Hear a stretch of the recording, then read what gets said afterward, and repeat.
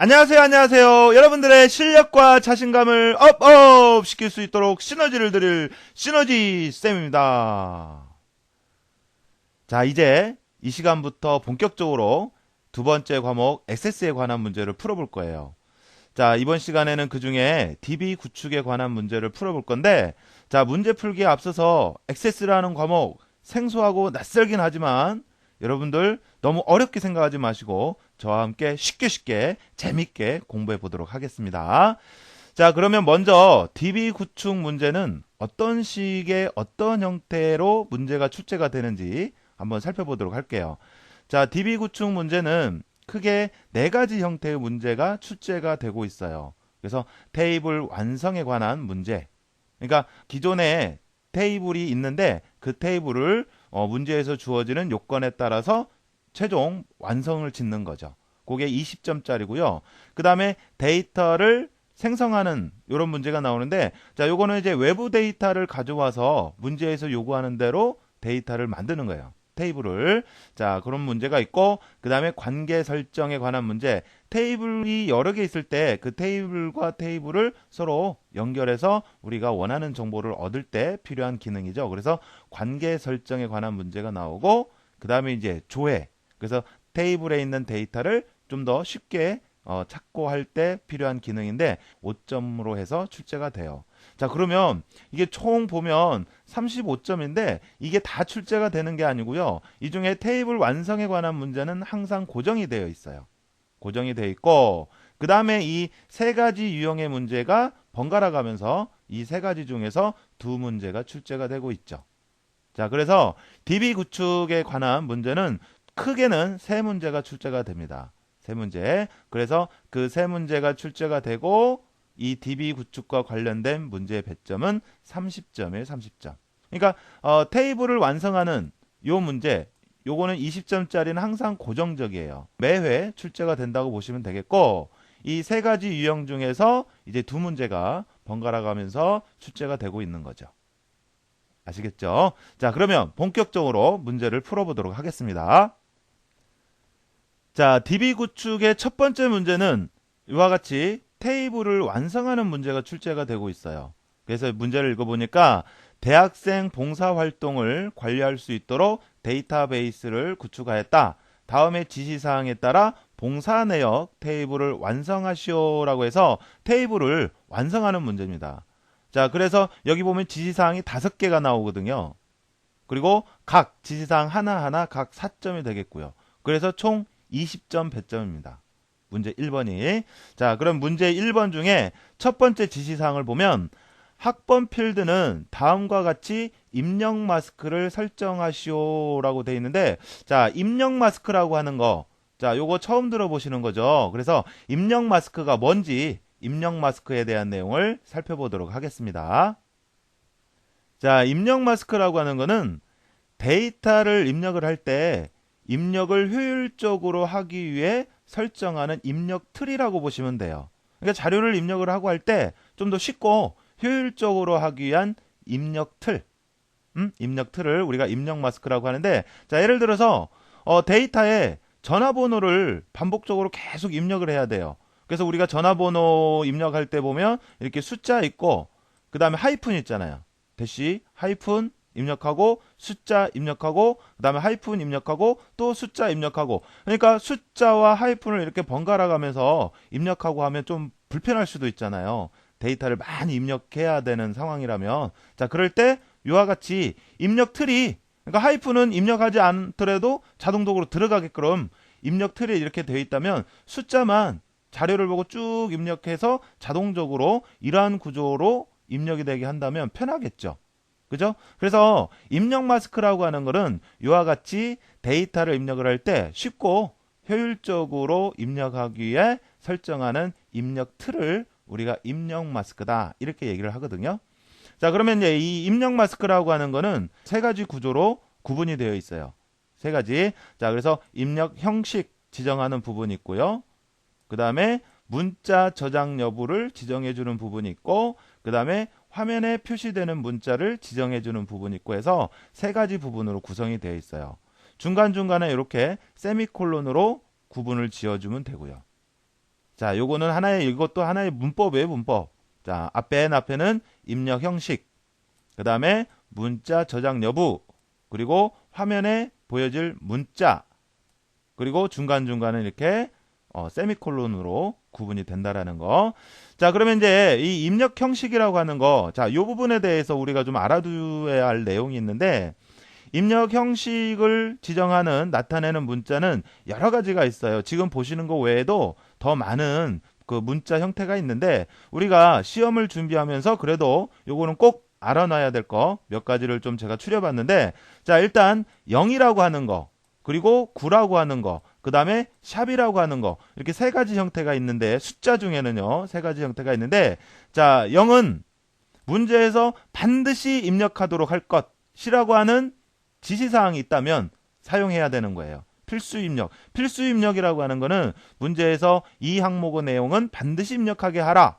그래서 꼭 입력해야 하는 경우 사용하는 것으로 0부터 9까지 숫자를 입력할 때 사용해요. 0은. 자, 그 다음에 덧셈이나 뺄셈 이러한 기호 사용할 수가 없고 오직 0부터 9까지의 숫자만 그리고 문제에서 필수 입력, 반드시 입력해야 한다라고 했을 때 사용하는 거고, 그 다음에 9는 선택 입력이에요. 그러니까 문제에서 뭐 반드시 입력하지 않아도 된다라고 하는 내용이 있다면, 그 다음에 공백을 허용한다라고 하는 어떤 내용이 있다면 사용하는 건데, 이건 숫자나 공백 입력이 가능한 거. 그러니까 얘는 오직 숫자만, 근데 얘는 공백도 가능한 거고, 선택이에요, 선택. 그 다음에 이 구도 역시 덧셈과 뺄셈은 사용할 수가 없고요. 그 다음에 이제 샵 기호가 있는데 이 샵 기호는 얘도 선택 입력.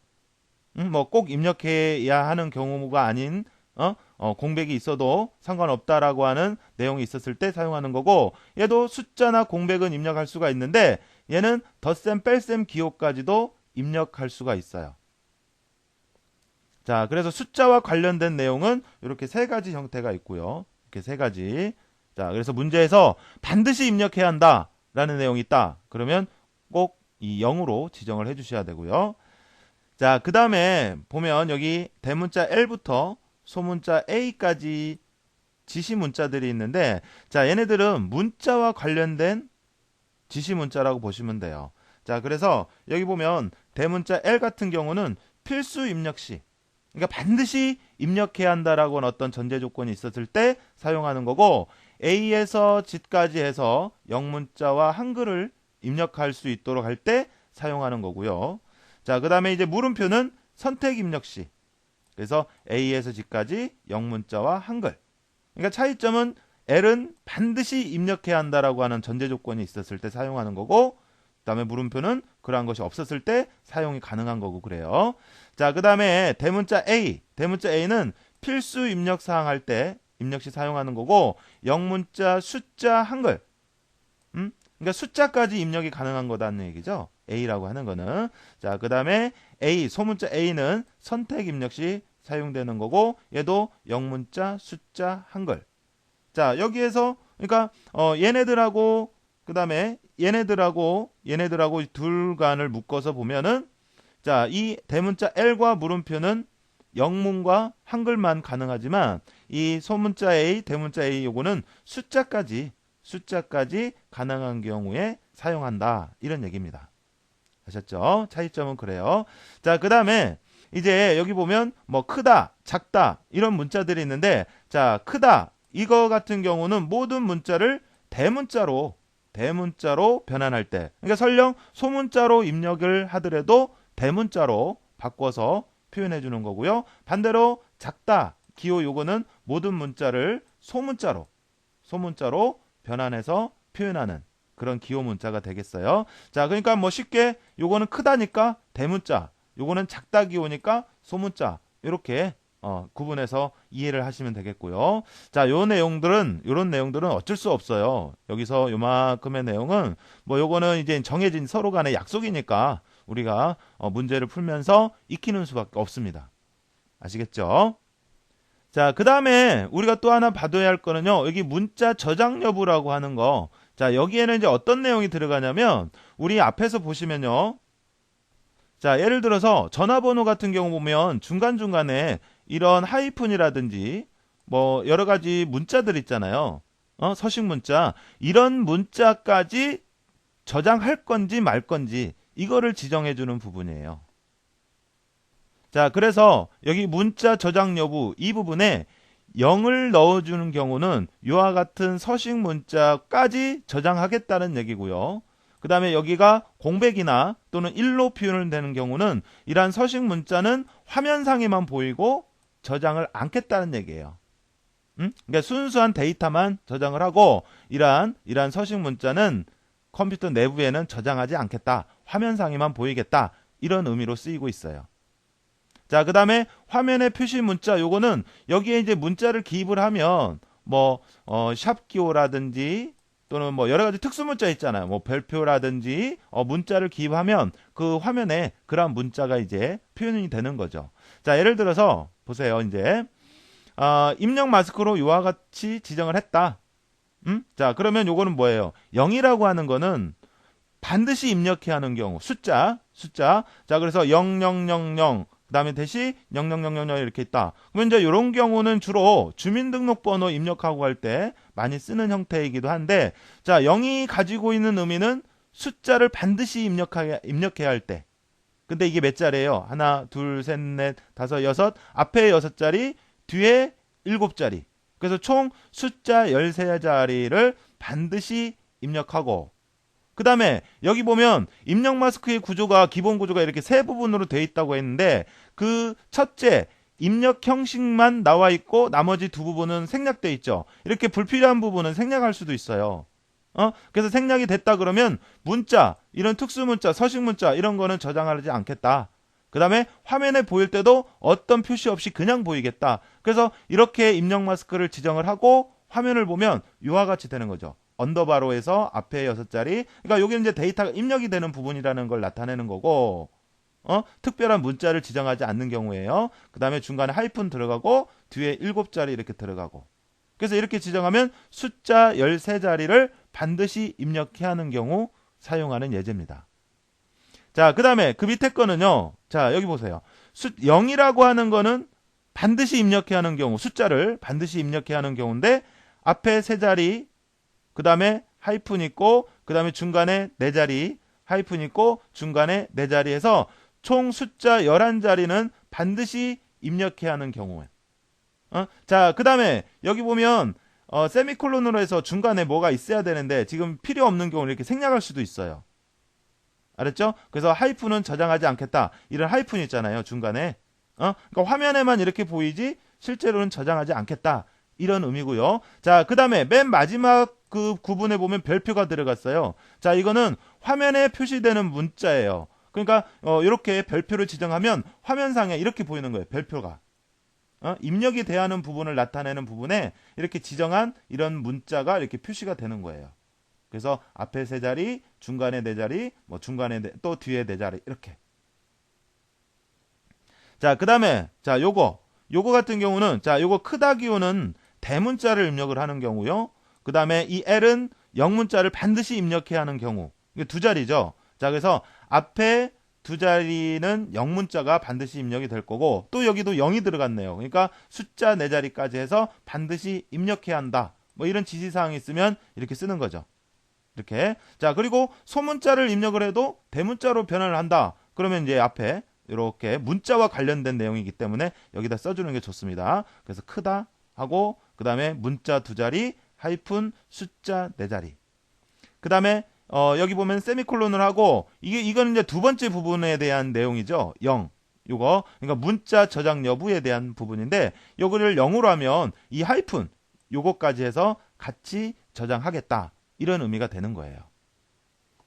아시겠죠? 자, 그러면 이런 내용을 토대로 해서 실제 문제를 한번 볼게요. 우리가 풀어야 될 문제 뭐라고 했는지. 자, 문제를 보니까 첫 번째 지시사항입니다. 학번 필드는 다음과 같이 입력 마스크를 설정하시오 그랬어요. 자, 그래서 9자리 숫자로 입력받 때 반드시 입력해야 된대요. 반드시. 알겠죠? 이렇게 문제에서 반드시 입력해야 되는지 아니면 선택적으로 입력할 수 있게 하는지 이런 내용들이 지시사항으로 주어져요. 자, 그 다음에 데이터가 입력될 자리에 샵이 표시되도록, 이게 이제 표시 문자죠. 표시 문자는 샵 표시로 해라, 이런 얘기예요. 자, 그러면 우리가 아까 얘기한 대로 입력 형식 주어지는 부분, 문자 저장 여부에 대한 내용은 없죠. 그러면 이 부분은 생략하는 거예요.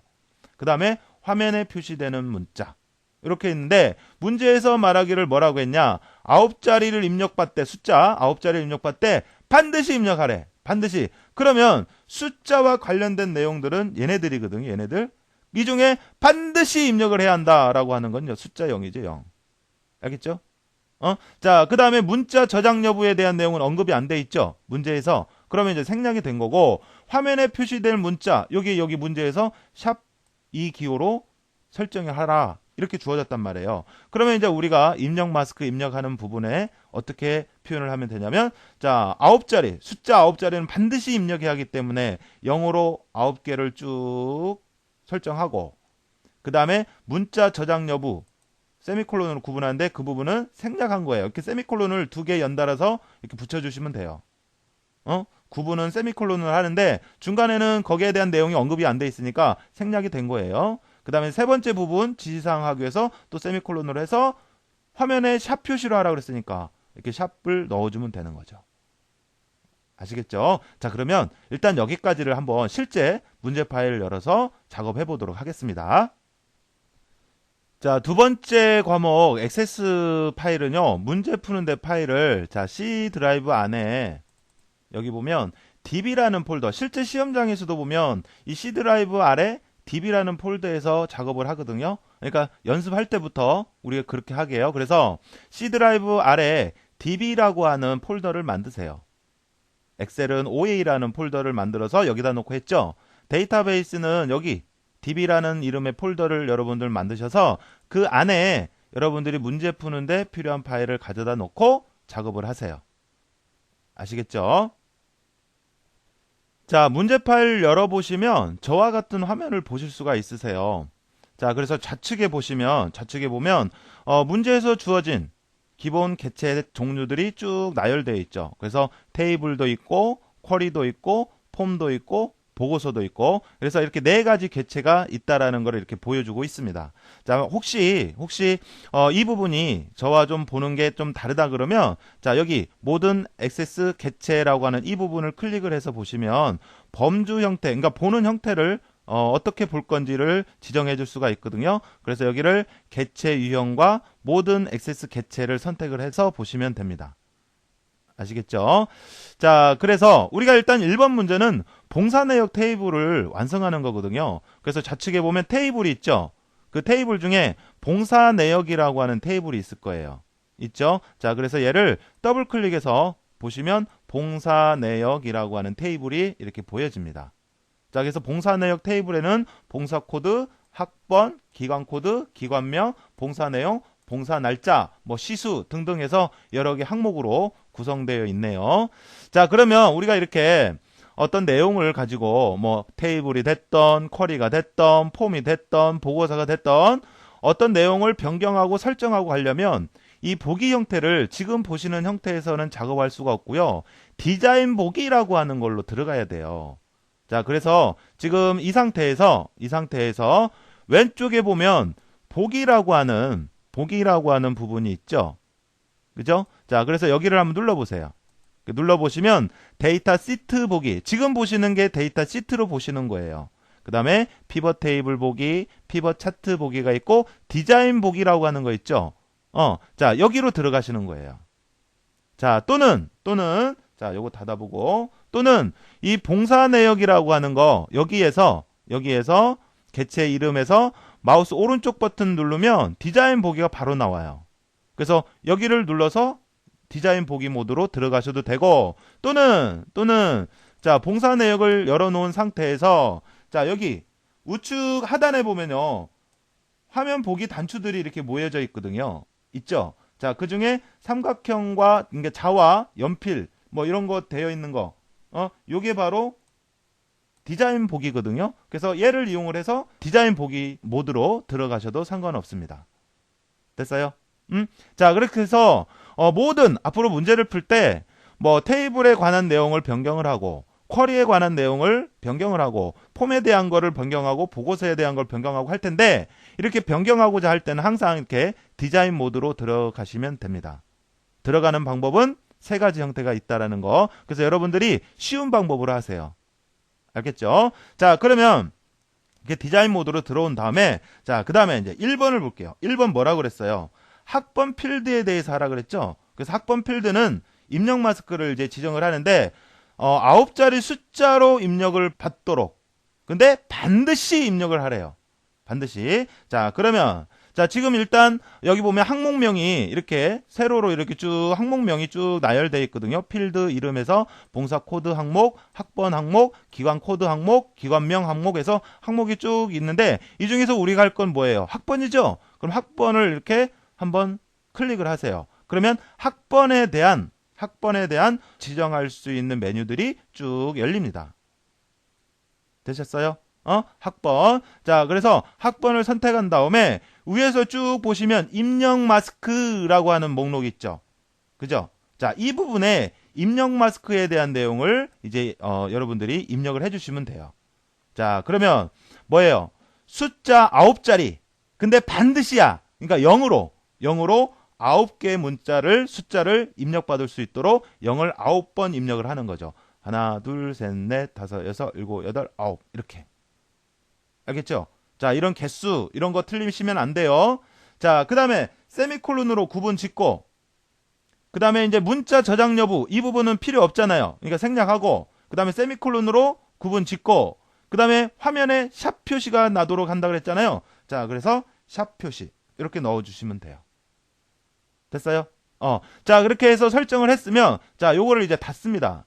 자, 닫으면 액세스 프로그램은요, 어떤 내용을 설정을 하고 변경하고 하면 이걸 저장하겠냐라고 반드시 물어보게 되어 있어요. 그러면 어떻게 해야 되겠어요? 저장해야 돼, 말해야 돼? 해야지. 그래서 예 누르세요. 됐죠? 자, 그러면 어떻게 됐는지 한번 볼까요? 봉사 내역 테이블을 열어보세요. 이렇게 열어서 학번의 맨 마지막 부분으로 가보세요. 그래서 보면 보세요. 여기가 입력 마스크로 설정이 되어 있기 때문에 9자리가 이렇게 쭉 되어 있는데 샵 표시로 화면에 보이게끔 했기 때문에 이렇게 샵 표시가 9개가 반복되고 있는 거예요. 그래서 여기다가 이제 숫자 자료 이거를 입력하게 하는 겁니다. 아셨죠? 자, 그래서 뭐 예를 들어서 앞에서부터 뭐 20, 뭐 14, 뭐 05, 뭐 12, 뭐 이런 식으로 쭉 입력을 하는 거죠. 그래서 9자리 입력한 다음에 숫자를 더 입력하려고 해보세요. 그러면 안 돼요, 안 돼. 왜? 틀을 9자리만 입력을 하게끔 딱 잡아놨기 때문에 더 눌러도 안 돼요, 안 돼. 그죠?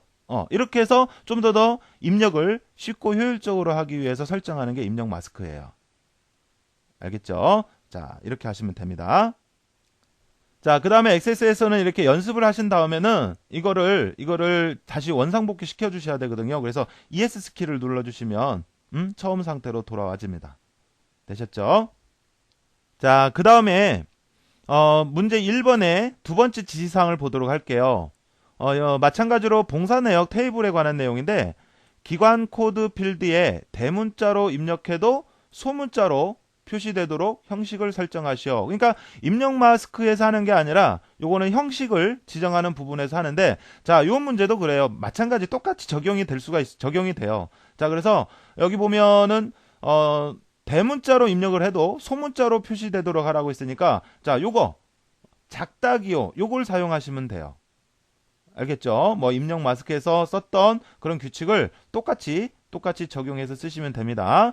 자, 그리고 봉사 날짜 필드에는 날짜 데이터가 입력이 되고 그 다음에 형식이 2011년 한자로 되어 있네요. 자, 그 다음에 05월 051 이런 식으로 해서 연 4자리, 월 2자리, 일 2자리 하는데 연월 1이라고 하는 문자가 이제 한자로 표시가 되게 되어 있네요.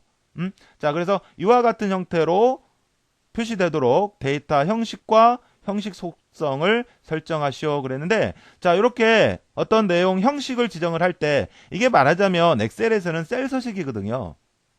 자, 그러면 연도 4자리 이거 어떻게 해요? YYYY 이렇게 하시면 되죠. Y를 4개 연도 4자리 그 다음에 한자로 년 그 다음에 띄고 그 다음에 여기가 왜 띄었냐면 지금 여기 구분이 조금 애매하긴 한데 여기 보면 여기에 이렇게 띄어져 있어요. 실제 문제를 보시면 사이사이가. 자, 그래서 여기 띈 겁니다. 그 다음에 월 두 자리, 그 다음에 월이라고 하는 한자, 그 다음에 띄고 1 두 자리, 그 다음에 1이라는 한자.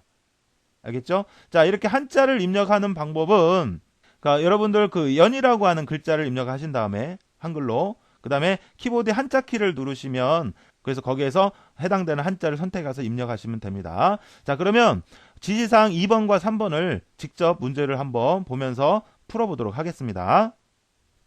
자, 이어서 문제 파일 열어서 문제를 읽어보면 기관 코드 필드에 대한 내용이죠. 그래서 기관 코드 필드에 대문자를 입력을 해도 소문자로 표시되도록 형식을 설정하시오 그랬는데, 자, 그러면 어떻게 하느냐면 일단 필드 이름 기관 코드를 선택을 하세요. 그러면 기관 코드에 대한 내용을 설정할 수 있는 창이 이렇게 열리죠. 그 중에 여기 형식이라고 하는 부분이 있죠. 자, 이 부분에 입력을 하는 거예요. 자, 그래서 대문자를 입력을 해도 소문자가 되도록 해라 라고 하는 거는 이제 부등호에 짝다 표시 요것만 해주시면 돼요. 자, 그러면 끝난 거예요. 이렇게 하면 4점에 4점. 한 지시사항에 4점이라고 했으니까. 자, 그 다음에 이어서는 봉사 날짜 필드에 대한 건데, 이 봉사 날짜 필드에는 날짜 데이터가 입력이 되고, 그 다음에 이와 같은 형식으로 표시되도록 데이터 형식과 그 다음에 형식 속성을 설정하시오 그랬단 말이에요. 자, 그러면 일단 봉사 날짜, 자, 항목을 선택을 해보세요. 그리고 보면 그 옆에 모든 항목이 그러지만 데이터 형식이라고 하는 부분을 지정할 수 있는 열이 있어요. 그죠? 그래서 봉사 코드는 지금 보면 봉사 코드는 텍스트, 학번도 텍스트, 쭉 다 텍스트, 그 다음에 시수, 숫자 이렇게 돼 있는데, 자, 문제에서 이 데이터 형식 여기에서 봉사 날짜에 대해서는 어떻게 해? 날짜를 입력할 수 있도록. 그래서 여기를 선택해 보면 이렇게 아래로 메뉴를 열 수 있는 콤보 상자가 이렇게 쭉 열리죠. 그 중에 보면 날짜 시간이 있어요. 그래서 날짜 시간 요거를 선택하시고, 됐죠? 자, 그 다음에 형식 속성을 설정하시오 그랬잖아요. 지금 요거는 데이터 형식을 지정한 거고요. 그래서 형식, 자, 요 부분에 봉사 날짜, 자, 항상 이 항목과 내가 지금 설정하는 게 일치하는지 요거 꼭 확인하시는 겁니다. 지금 봉사 날짜에 대한 걸 하고 있으니까 봉사 날짜가 제대로 선택이 되어 있는지 이거 꼭 보시라고요. 자, 그래서 여기다 이렇게 문제에서 요구하는 것처럼 요와 같은 형식으로 입력이 되도록. 그래서 연 4자리 그러면 YYYY, 그 다음에 월 2자리, 일 2자리 이렇게 표시를 하는 거죠. 자, 그래서 형식 이 부분에 자 Y 4자리 됐어요? 자, 그리고 한글로 일단은 연 입력하세요. 이 상태에서 한자 키를 누르면 키보드에 한자 키 있잖아요. 스페이스바 옆에 한자 키를 누르면 한문으로 바꿀 수가 있거든요. 한자로. 그래서 요거죠. 그래서 선택하시면 입력이 되죠. 자, 그 다음에 띄고, 그 다음에 월 2자리, 그 다음에 한글로 월 입력하시고 한자 키, 그래서 월 입력하시고, 그 다음에 띄고, 그 다음에 1도 2자리, 그 다음에 1 입력하시고, 그 다음에 한자 키로 해서 바꿔주시면 돼요. 되셨어요? 자, 이렇게 설정한 다음에 닫기 버튼을 누르면 또 저장하시겠습니까? 물어보겠죠? 자, 그러면 예 눌러주시면 되고요. 자, 확인 한번 해볼까요? 봉사 내역 테이블을 이렇게 더블 클릭해서 열어서 이 데이터 시트 보기 이 상태에서, 자, 우리가 지금 기관 코드에 대해서 변경을 했죠. 형식을 지정을 했죠. 그래서 기관 코드, 자, 여기에는 지금 소문자로 나오게끔 대문자를 입력을 해도, 그래서 예를 들어서 뭐 대문자로 V4 이렇게 입력을 했다고 할게요. 그리고 다른 항목을 이렇게 눌러주면 자, 자동적으로 소문자로 이렇게 바뀌어지는 거예요. 됐죠? 자, 그 다음에 봉사 날짜에 대해서 우리가 또 설정을 했죠. 그래서 봉사 날짜 항목을 열어보면 여기다 이제 날짜를 입력을 한번 해볼게요. 그러면 문제에서처럼 연 4자리, 그 다음에 월 2자리, 일 2자리 이렇게 같이 되는지, 자, 여기 보면 다이어리 같이 달력이 있죠. 자, 그래서 이 중에 날짜를 하나 이렇게 선택을 해보는 거예요. 날짜를. 자, 그래서 우리 보기에는 이렇게 선택을 했는데, 자, 다른 항목을 이렇게 눌러보세요. 그러면 우리가 지정한 형태로 이렇게 변경이 된다라는 거. 요걸 확인하겠죠. 자, 이렇게 테스트 한 다음에는 ESC를 눌러서 원 상태로 돌려놓고 그 다음에 또 다른 작업 이어나가시고 하시면 됩니다.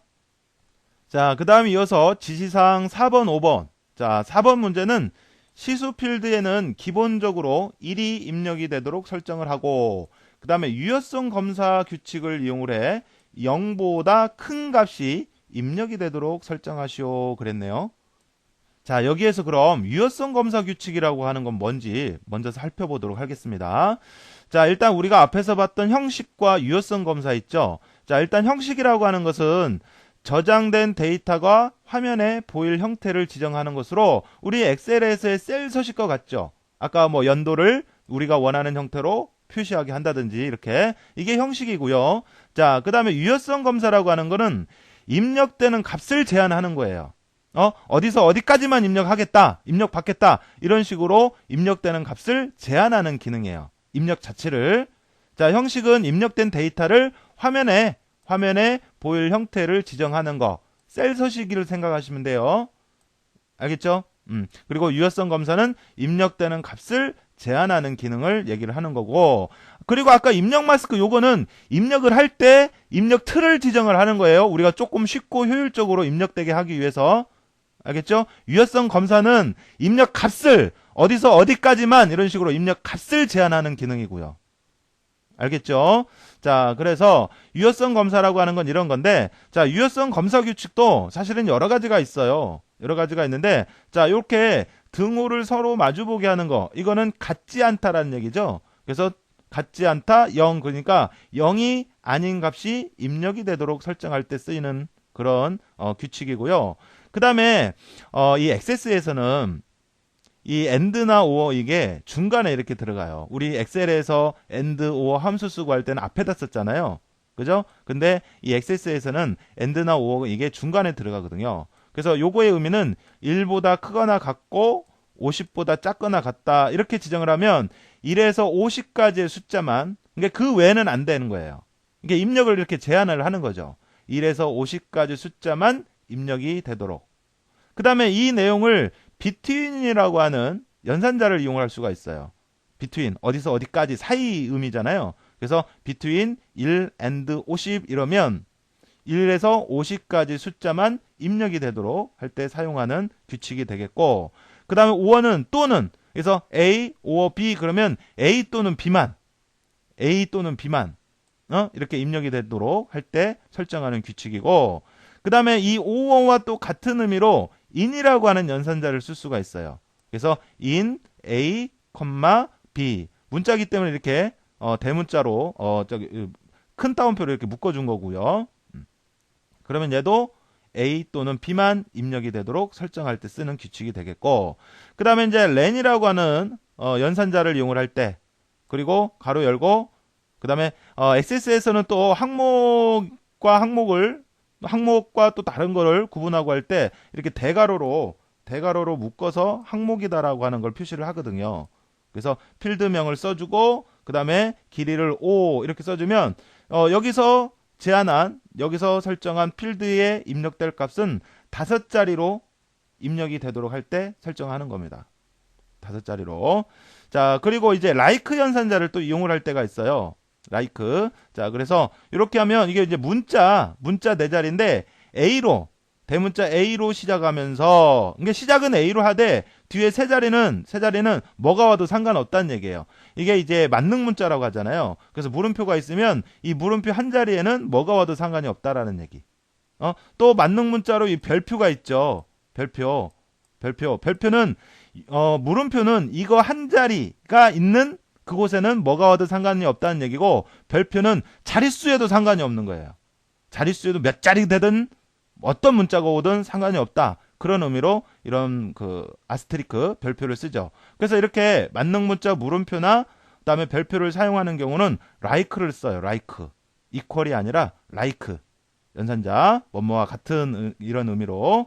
자, 그래서 A로 시작하는 4자리 문자로 입력하게 할 때 사용하는 규칙이고 그렇습니다. 자, 이런 like나 그 다음에 in, 그 다음에 뭐 len, 그 다음에 between 이런 연산자를 사용을 하는 문제가 나오면 그때 제가 또 언급해 드리도록 할게요. 알겠죠? 그러니까 처음에 너무 많은 거를 학습하시려고 하지 마시고, 일단 유효성 검사라고 하는 게 뭐다? 입력되는 값을 제한하는 기능이다. 그래서 그 문제에 맞는 그 규칙 하나씩 하나씩 제가 짚어드리고 할 테니까 일단은 거기에만 집중을 해서 알아두시고 이런 between이나 in, len, like 이런 연산자 함수 이런 부분을 이용해서 풀어야 한 문제가 나오면 그때 또 한번 제가 말씀드릴게요. 아시겠죠?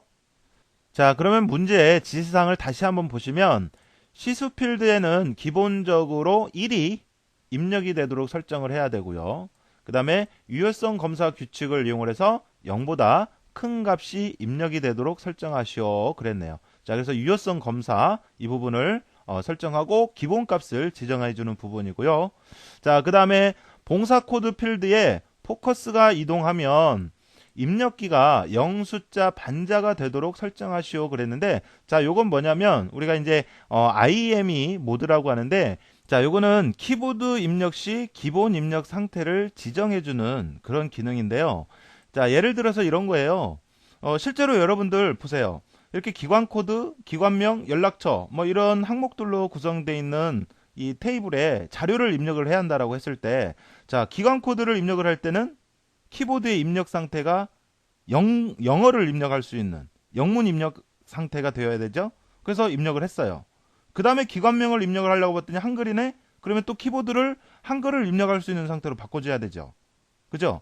그리고 또 입력하고, 그 다음에 또 다시 돌아와서 또 그 다음 사람 입력을 하려고 할 때 또 영문을 입력할 수 있는 상태가 돼야 되고, 키보드가. 그 다음에 또 기관명 입력할 때는 한글을 입력할 수 있는 상태가 돼야 되고, 그러니까 자료를 입력을 할 때마다 영문을 입력할 수 있는 상태, 한글을 입력할 수 있는 상태, 이렇게 키보드 상태를 계속 번갈아 가면서 해줘야 되지, 바꿔줘야 되잖아요. 그럼 굉장히 번거롭겠죠. 그러니까 이럴 때 아예 커서를 여기다 딱 갖다 놓으면, 어떤 한 부분에다 갖다 놓으면 영어를 입력할 수 있는 기본 상태가 되게 한다든지, 한글을 입력할 수 있는 상태가 된다든지, 이렇게 하면 작업하기가 편하겠죠. 그런 거를 입력기에 대한 내용을 지정해주는 그런 내용이에요. 지시사항 5번은. 아셨죠? 자, 그러면 실제 문제를 풀어보면서 4번, 5번에 대한 내용을 해결해 보도록 하겠습니다. 자, 문제 파일 열어서요. 일단은 4번 지시사항은 시수 필드에 대한 내용을 하는 거죠. 자, 그래서 필드 이름 중에서 시수 필드를 이렇게 먼저 선택을 하셔야겠죠. 자, 그런 다음에 기본적으로 1이 입력이 되도록 설정을 하래요. 자, 요건 뭐냐면 여기 쭉 내용 중에 보면, 속성 중에 보면은 뭐가 있냐면 기본값이 있어요. 그래서 여기에 1이 입력이 되게 하라고 했으니까 1을 써주면 돼요. 그러면 기본적으로 1이 입력이 되게 하는 거예요. 자, 그 다음에 유효성 검사 규칙을 이용을 해서 0보다 큰 값이 0보다 큰 값이 입력이 되게 하라. 그러면 자, 그 밑에 보면 유효성 검사 규칙 있죠. 자, 여기에다가 써주는 거죠. 뭐라고? 크다 0 이렇게 써주면 돼요. 알겠어요? 그러면 4번 끝난 거예요. 됐죠? 자, 그 다음에 5번은 봉사 코드 필드에 포커스가 이동이 되면, 그러니까 커서가 가면 입력기가 0숫자 반자가 되도록 설정하시오 그랬죠? 자, 그래서 봉사 코드를 선택을 하세요. 봉사 코드 항목을. 자, 그리고 보면 IME 모드라고 하는 게 있죠. 그래서 현재 상태 유지가 있는데 여기 화살표 얘를 누르면 여러 가지 상태로 변경할 수가 있어요. 그래서 그 중에 0숫자 전자가 있고 반자가 있거든요. 요거는 이제 바이트 차이입니다. 우리 눈으로는 큰 차이는 없어요. 큰 차이는 없는데 요거는 1바이트, 요거는 2바이트 그러거든요. 자, 그래서 문제에서 반자라고 했으니까 0숫자 반자 이렇게 선택을 하시면 돼요. 되셨어요? 자, 그러면 끝난 거예요, 이제. 알겠죠? 자, 그러면 닫고, 자, 저장하시겠습니까? 그러면 예 하시면 되고, 자, 여기도 뭐 데이터 통합 규칙이 바뀌었습니다. 기존 데이터는 새 규칙에 맞지 않습니다. 해서 시간이 걸리는데 테스트 하겠습니까? 그러면 예를 해도 되고 아니오를 해도 되고. 자, 그래서 저는 그냥 예 할게요. 자, 그러면 확인 한번 해볼까요? 자, 봉사 내역 테이블을 열어서, 자, 시수 항목 가볼까요? 자, 여기는 기본적으로 우리가 입력을 하지 않으면 이렇게, 자, 보세요. 시수 항목 기본적으로 1이 들어가 있어요. 알겠죠? 자, 그런데 0보다 큰 값이 들어가게 했죠. 그래서 가령 예를 들어서 뭐 마이너스 1을 입력하게 한다. 자, 이렇게 하고 다른 항목을 눌러주면, 자, 이렇게 메시지가 나와요. 봉사 내역 시수에 설정되어 있는, 자, 이 유효성 규칙에 어긋나니까 안 된다 이거죠. 알겠죠? 자, 그런 얘기고, 자, 그래서 0보다 큰 값이 입력이 되게 해야 되고요. 그 다음에 봉사 봉사 코드. 봉사 코드로 한번 가볼까요? 자, 여기 보면 봉사 코드 항목 있고 학번 있고 쭉 기관명 있는데, 자, 예를 들어서 한번 볼까요? 예를 들어서 지금 제 키보드 상태가 지금 한글을 입력할 수 있는 상태거든요. 자, 그럴 때, 자, 봉사 코드 쪽으로 와볼게요. 키보드 상태를 변경하지 않고요. 바로 이렇게 찍고 입력해보면 내가 설정하지 않은데, 변경하지 않은데 영문이나 숫자를 입력할 수 있는 그런 상태가 된다고요. 알겠죠? 자, 이렇게 입력 상태를 미리 설정해주고 하는 거. 이거 이제 IME 모드라고 하는 곳에서 지정해 주시면 됩니다. 자, 이렇게 하면 문제 1번에 지시사항 5가지를 모두 해결한 거예요. 자, 그리고 하나의 지시사항마다 각 4점씩이라고 하는 거. 자, 그래서 총 20점이죠. 그죠? 20점이라고 하는 거, 요거 굉장히 높은 배점입니다. 그죠? 뭐 특별히 어렵거나 그런 건 아니고요. 여러분들이 처음 문제 푸시니까 그렇지, 요거를 반복적으로 여러분들이 문제 푸시다 보면은 여기서는 놓쳐서는 안 되는 거죠. 알겠죠? 자, 그래서 꼭 직접 실습해 보시면서 문제를 풀어 보시길 바랍니다. 자, 그 다음에 이어서 문제 2번을 보도록 할게요. 자, 문제 2번은 봉사 내역 테이블의 학번 필드는 재학생 테이블의 학번 필드를 참조한다, 이용한다는 얘기예요. 자, 그래서 봉사 내역 테이블의 학번 필드는 재학생 테이블의 학번을 참조하고, 그 다음에 봉사 내역 테이블의 기간 코드 필드는 봉사 기관 테이블의 기간 코드 필드를 참조하고, 테이블 간의 관계는 m 대 1이다, 다 대 1이다, 이런 얘기예요. 그리고 이 각 테이블 간의 관계를 다음과 같이 설정하시오. 그래서 요거는 관계, 테이블과 테이블 간을 서로 이용하기 위해서 하나의 테이블만으로는 내가 원하는 자료를 얻을 수가 없으니까 다른 테이블을 참조, 이용을 하는데 그 관계를 설정하는 그러한 문제예요. 알겠죠? 그리고 여기에서는 5점의 배점이 주어졌네요. 자, 그 다음에 문제 내용을 보니까 각 테이블 간에 항상 참조 무결성을 유지하도록 설정하시오 그랬는데, 자, 여러분 참조 무결성이라고 하는 거, 요거 제가 기초 강의할 때 잠깐 말씀드렸죠. 테이블과 테이블 간에 그 외래키를 이용을 해서 서로 이용하고 참조하는 데 있어서 오류가 있으면 안 된다라고 하는 무결성 규칙을 참조 무결성이라고 해요. 알겠죠? 자, 일단 이런 내용들은 우리가 문제를 풀면서 제가 설명해 드릴 거고, 이런 관계를, 테이블과 테이블 간의 관계를 어떻게 설정하는지 간단히 미리 말씀드리면, 메뉴 중에 보면요, 데이터베이스 도구라고 하는 메뉴가 있어요. 그래서 거기를 눌러서 보면 관계라고 하는 메뉴가 있거든요. 그래서 관계를 설정을 할 때는 이 메뉴를 이용을 해요. 그래서 얘를 딱 누르면 문제에서 요구했던 것처럼 테이블의 종류들이 쭉 나와요. 그 액세스 파일에 만들어져 있던 테이블이나 쿼리, 이런 종류들이 쭉 보여지는데, 그 중에서 내가 관계 설정할 때 필요한 테이블들을 쭉 선택을 해서 이렇게 열어놓고, 그 다음에 문제에 맞춰서 이제 어떤 항목과 어떤 항목을 이용을 하게 할 건지 연결만 시켜주면 돼요. 자, 그러면 직접 작업해 보도록 하겠습니다. 자, 문제 파일 열어서 데이터베이스 도구라고 하는 메뉴 있죠. 자, 여기를 눌러보세요. 눌러서 관계라고 하는 메뉴가 있을 거거든요. 자, 얘를 클릭을 합니다. 자, 그러면 이와 같이 문제에서 주어진 테이블들, 파일 자체에서 만들어져 있던 테이블들이 이렇게 쭉 목록이 나와요. 그 중에서 어떤 테이블을 이용을 해서 관계를 설정할 건지 그 테이블들을 선택해 주시면 되는데, 자, 문제에서는 봉사 내역 테이블 필요하고요. 그 다음에 재학생 테이블 필요하고요. 봉사기관 테이블 필요하고요. 그죠? 자, 그러면 여기 마침 3개 테이블 다 있네요. 그러니까 이 3개 테이블이 다 필요하다는 얘기죠. 자, 그래서 요거 가져올 때 요거를 더블 클릭합니다. 자, 그러면 뒤에 이렇게 보여지죠. 자, 그 다음에 봉사 내역도 자, 이렇게 보여지죠. 그 다음에 재학생도 이렇게. 그러면 3개의 테이블이 이렇게 보여지는 거예요. 자, 그 다음에 요거는 닫고, 자, 그 다음에 보세요. 봉사 내역 테이블의 학번 필드는 재학생 테이블의 학번 필드를 참조하고 그랬죠? 자, 그래서 봉사 내역의 학번 있죠? 요거하고 얘하고 재학생 테이블의 학번하고 연결해 주는 거예요. 그래서 연결을 할 때는 어떻게 하느냐면 봉사 내역 테이블의 학번을 선택을 해서 쭉 드래그를 하세요. 드래그, 그 다음에 재학생 테이블 학번 위에 이렇게 올려놓듯이 하고 놓으세요. 됐어요? 놓으면 관계 편집이라고 하는 대화 상자가 열리게 되어 있어요. 자, 그래서 여기 보면 뭐 무결성 유지, 뭐 모두 업데이트 이런 내용이 나오는데, 자, 아까 문제에서 지시사항이 있었죠.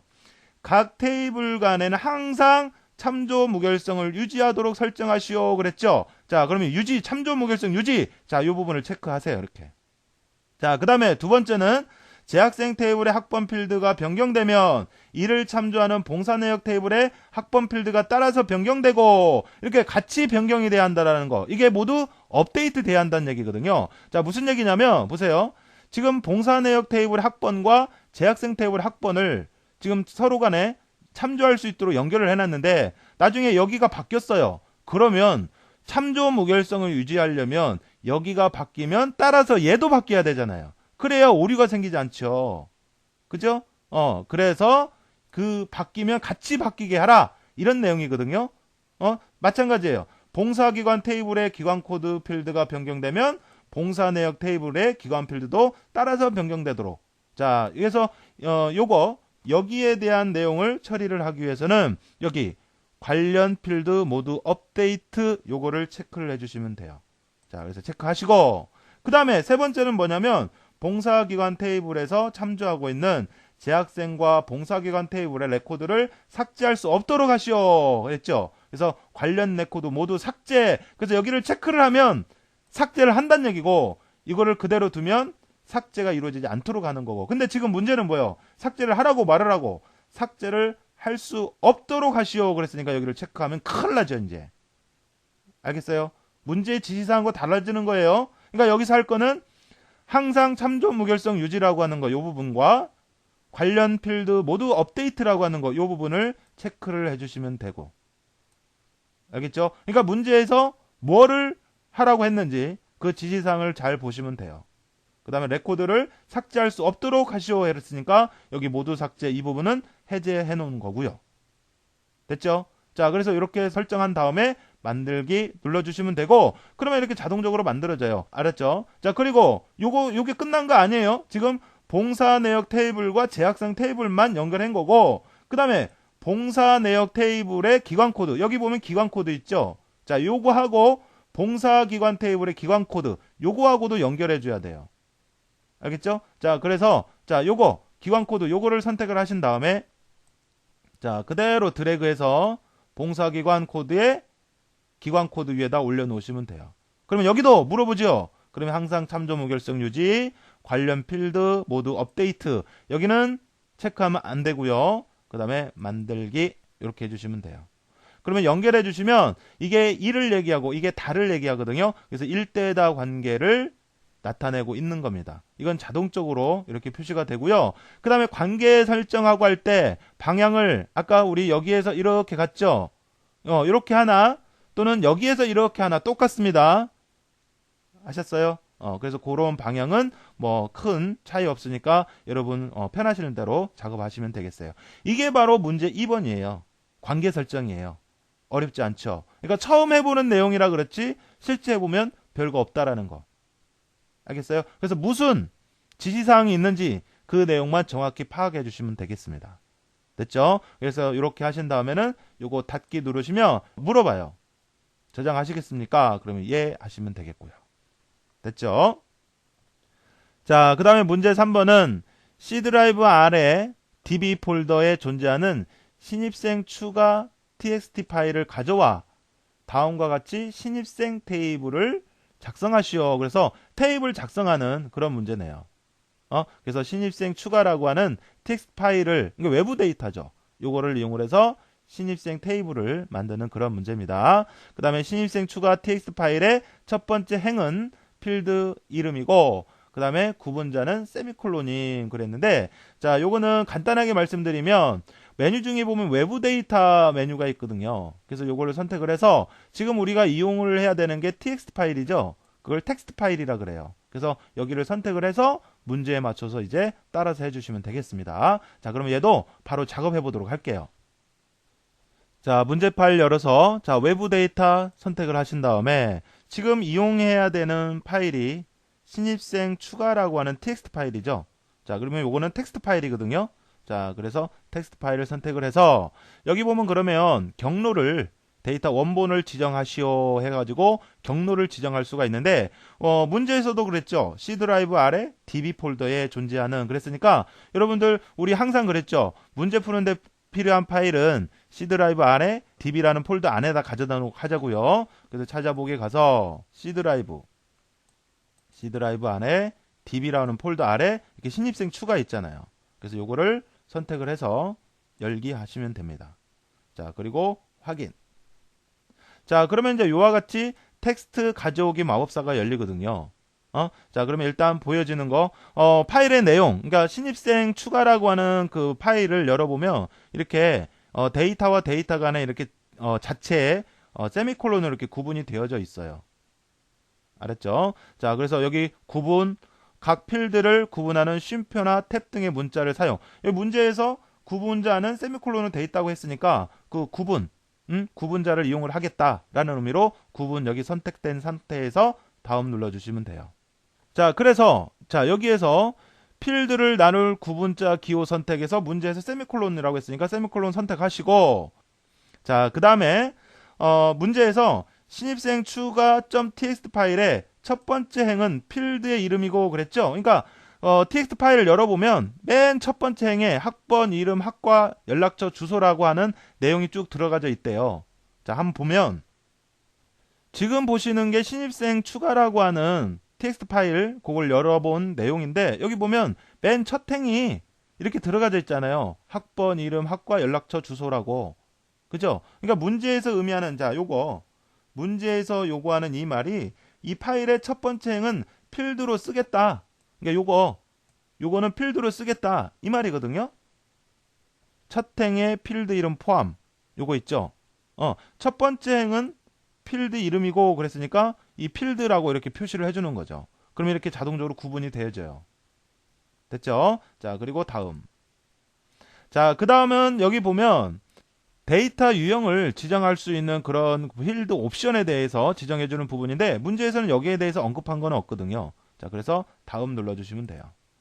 자, 그리고 자 여기도 주의하셔야 되는데 여기 보면 기본적으로 여기서 다음을 눌러주면 액세스 파일은 기본 키라고 하는 거에 의해서 항목을 구분하게끔 되어 있는데 여기 보면 액세스의 기본 키 추가라고 지금 기본적으로 선택이 되어 있어요. 그러면 id라고 하는 항목이 자동적으로 생기면서 얘네들을 구분을 하거든요. 근데 문제에는 그런 내용 없죠. 그래서 여기에서 주의하실 게 기본 키 없음 요걸 선택해 주셔야 원본 그대로를 가져오는 겁니다. 주의하셔야 돼요. 기본 키 없음 요거 자 이렇게 한 다음에 다음 자 그 다음에 테이블 이름 신입생이죠. 신입생 이렇게 쓰시면 되겠죠. 신입생 이렇게 됐죠. 자 그리고 마침 눌러주시면 돼요. 다음에 닫기. 자 그러면 좌측에 보시면 신입생이라고 하는 테이블이 하나 생겼죠. 그죠? 자 그래서 신입생 테이블 열어보면 우리가 가져온 텍스트 파일에 있던 내용이 이렇게 테이블로 해서 만들어진 것을 확인해 볼 수가 있습니다. 자 이렇게 하면 문제 3번 이게 끝이에요. 어렵지 않죠? 자 이렇게 해서 DB 구축에 관한 문제를 풀어봤어요. 문제를 풀어봤는데 이번에 풀어본 거는 테이블 완성 20점짜리 그죠? 그 다음에 관계를 설정하는 거 그리고 외부 데이터 가져와서 데이터를 생성하고 하는 거 이렇게 해서 문제 조합을 해서 30점짜리 문제를 풀어본 겁니다. 아셨어요? 자 문제를 풀어보니까 처음 해봐서 그렇지 문제를 풀어보는 자체는 어렵지 않죠? 충분히 하실 수 있겠죠? 다른 문제도 그렇습니다. 처음 들어봐서 용어랑 이런 것들이 낯설어서 그렇지 결코 어렵지 않다라는 거 알겠어요? 자 그래서 지금 가졌던 이런 마음으로 다음 문제도 쭉 풀어보실 수 있도록 반복적으로 학습하시길 바라겠습니다. 자 여러분 수고하셨습니다.